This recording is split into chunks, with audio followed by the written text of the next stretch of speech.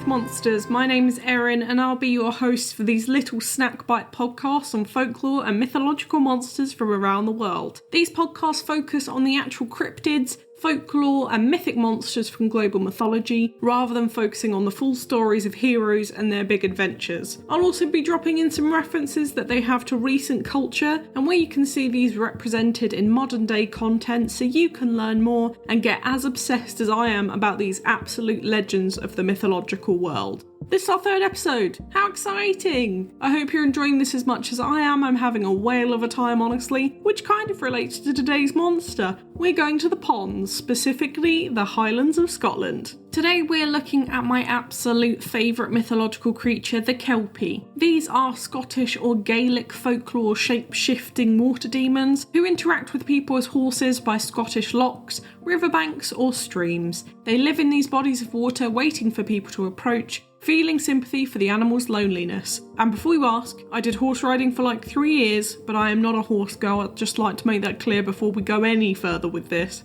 They would appear as these lonely horses and seem very enticing by, let's say, a child playing by the water. There are two ways you can tell a Kelpie from a normal horse: that its hooves are backwards and that it has a wet mane. Some variations even have Kelpies with manes of snakes, but it's not particularly widespread. When they enter the water, their tails make a sound like a lightning bolt, and they also howled when approaching storms were coming, so they were kind of helpful to their community in some form of way. Oh, I forgot to mention that they have the strength of 10 horses.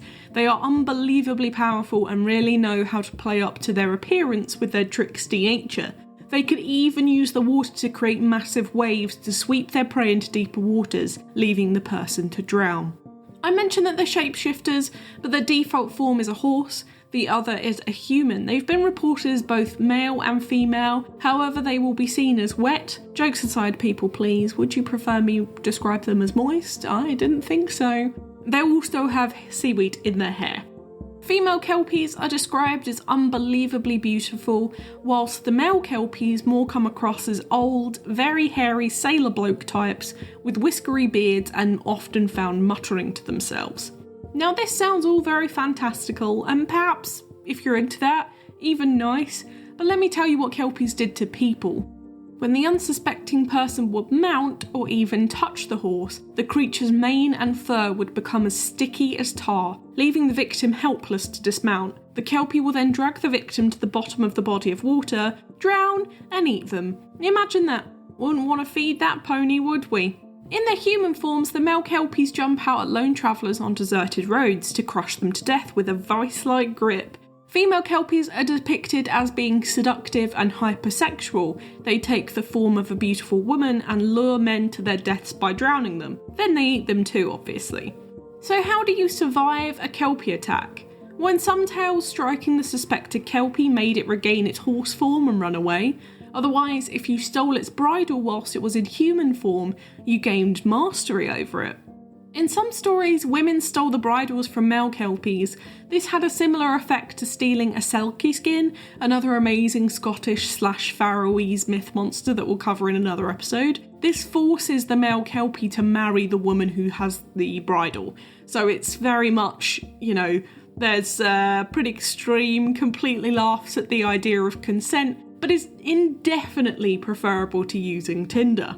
In some stories, cutting off the bridle whilst it was in Kelpie form removed its source of power. If you didn't return it, broke it, or destroyed it, the Kelpie would die within 24 hours, which I think is actually kind of sad. You could also turn someone into a horse by waving the bridle menacingly at them, and I wish this was a joke, but apparently this was actually a thing within Kelpie folklore. You could even tame a Kelpie. If it had no bridle or saddle, you could tame it by having a cross-stamped halter and then using it as a normal horse. But remember, it has the strength of 10, so it's very handy for moving very large objects. One specific story about this talks of a Kelpie captured by the Lord of Morphy. The Lord harnessed the strength of the horse-form Kelpie by using a halter stamped with the sign of the cross.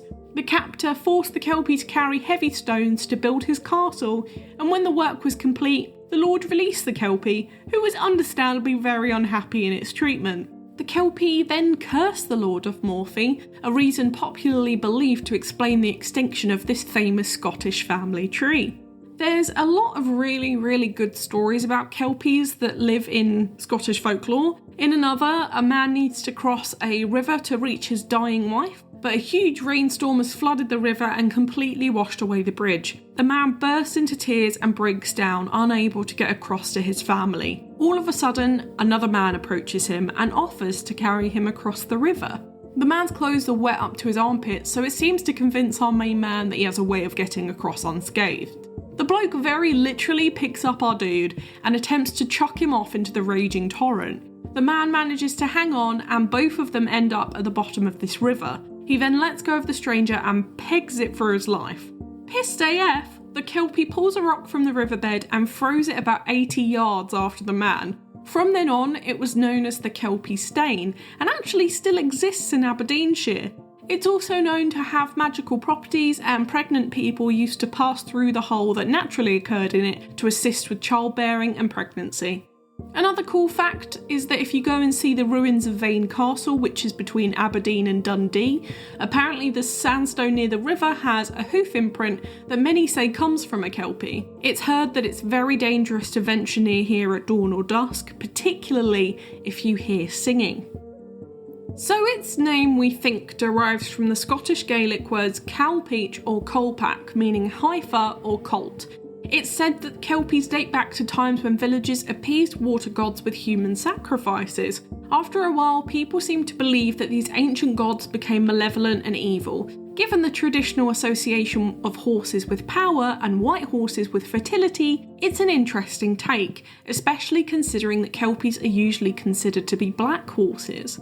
White and black horses in mythology also have a very intense background. Some people prefer to only use the term Kelpie since water horse can refer to a wider range of mythological horses. Not all water horses are evil, hence the confusion. There are a few similar tales of water horses in mythology, a whole bunch around the UK with practically unpronounceable names that I did try and put in this episode, but we'll do another episode on all of these water horses in the future so we can delve deeper then. A common Scottish folktale is that of the Kelpie and the 10 children.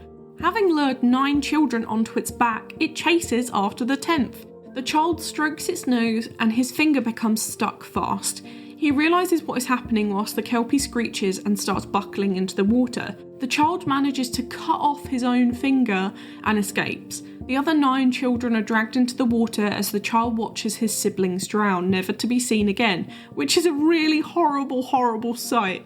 There's actually a really cool comic drawn up about this story. I'll see if I can dig it out and post it somewhere. Another weird fact is that people thought you could breed horses in Kelpies, and the only way you could tell them apart is by normal horses having slightly smaller ears, but again, it would also be significantly stronger than a normal horse too.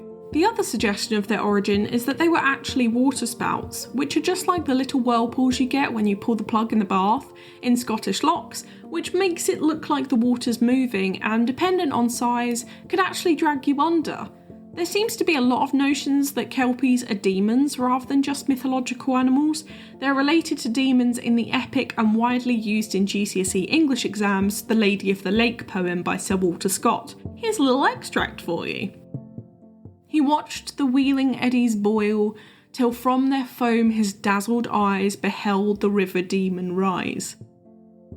However, it seems that they were most likely created, and I'm putting this in quotation marks, to warn children to keep away from wild horses and water unaccompanied, and I imagine in general to keep young people away from strangers and strange horses. Kelpies aren't generally very well known in modern times. However, very recently they have become an amazing, amazing art piece. There are 2 giant, and I mean giant, 30-metre high Kelpie statues in Falkirk in Scotland, installed in 2013 by the sculptor Andy Scott. They're actually the largest equine sculptures in the entire world. They're also said to reflect on Scotland's horse-powered industrial heritage. Honestly, look them up, visit if you can, they are absolutely breathtaking. I can't get it across even more than they are. To stick with art, there's a very famous painting of a Kelpie, literally called The Kelpie, painted in 1895 by Thomas Millie Dow. It features a very dark, slippery maiden sitting on a rock looking rather seductive. A gorgeous bit of artwork. Another painting recommendation would be Herbert James Draper's The Kelpie. Again, she's on a rock looking pretty sexy, but it's just beautiful to look at and suits the artistic period it came from perfectly. There are a whole load of journals and not really books that talk about Kelpies. Books tend to stick to the general Gaelic or British myths. Alongside the Lady of the Lake poem I mentioned earlier, there's not really much else other than children's books, to be honest. There's a book called The Secret of the Kelpie by Larry Donn, which even as a kid's book is really informative about the nature of Kelpies, even in a kid's fictional way. Another 2 kids' books that uphold the myths are Molly Hunter's The Kelpie's Pearls and Dick King-Smith's The Water Horse. Now, why do I love Kelpies so much? You've been dying to know, I'm sure. So I first found out about Kelpies when I was about 10, and I absolutely adored Harry Potter. Don't at me, I'm a 90s baby, I'm sure everyone else who's that was the same. Now alongside this they wrote out Pokemon cards, and again, massive fan of Pokemon, 90s child. Anyway, but I didn't really understand how to play Pokemon cards, and me and my dad spent hours trying to figure out how to play, so we bought Harry Potter trading cards instead, which were in competition with Pokemon. We played this honestly day after day in the summer times. It was actually a form of Magica card game in the end, which is another big card game. And they stopped producing them pretty quick due to no interest. But my dad and I had hundreds, and you could lay monster cards, and my absolute favourite was the Kelpie. It was a basic monster, but the artwork on it was so good, and as someone who grew up riding horses, they just really stuck with me. And I'd never heard of them after that, or before that either. I distinctly remember pretending to be a Kelpie in our back garden swimming pool with my sister when I was very small. I will say that after that, my sister and I got into Avatar: The Last Airbender, and we used to pretend to waterbend in the pool. It was sick. Anyway, that's why I love them, and my love for the mythology around them has just got stronger as I've got older, and I love passing on this lesser known one to people who didn't know it was even a thing. So there, I hope you're happy. I've lost all my Harry Potter trading cards, by the way, and now they're worth a fortune, so I'm also very bummed about that. Now it's time for Do I Think They Existed? I'm really sorry, it's going to be a no from me again, and I know, it's my third no bro, but you got to think in the zone. Realistically, wild horses can be so dangerous, and I think anything to stop kids going near them, and massive open bodies of water is a really good idea.